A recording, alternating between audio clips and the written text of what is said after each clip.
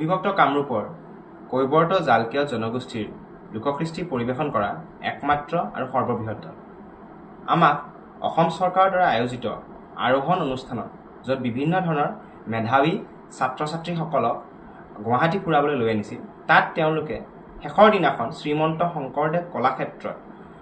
এটা সাংস্কৃতিক অনুষ্ঠান উপভোগ কৰিবলৈ পাইছিলে, য'ত আমাক সাংস্কৃতিক মন্ত্ৰালয় অৰ্থাৎ ডাইৰেক্টৰেট অফ কালচাৰেল এফেয়াৰ্ছৰ দ্বাৰা আমাক আমাৰ দলটিক আমাৰ লোককৃষ্টি পৰিৱেশন কৰিবলৈ নিমন্ত্ৰণ জনাইছিল, য'ত আমি কৈৱৰ্ত ঢুলীয়া দল অসমে আমাৰ অবিভক্ত কামৰূপৰ কৈৱৰ্ত জালকীয় জনগোষ্ঠীৰ লোককৃষ্টিৰ অন্তৰ্গত আমাৰ মাছ ধৰা নৃত্য আৰু আমাৰ পৰম্পৰাগত সমৰ কলা উপস্থাপন কৰি সকলোকে আপ্লুত কৰিবলৈ প্ৰচেষ্টা কৰিছিল।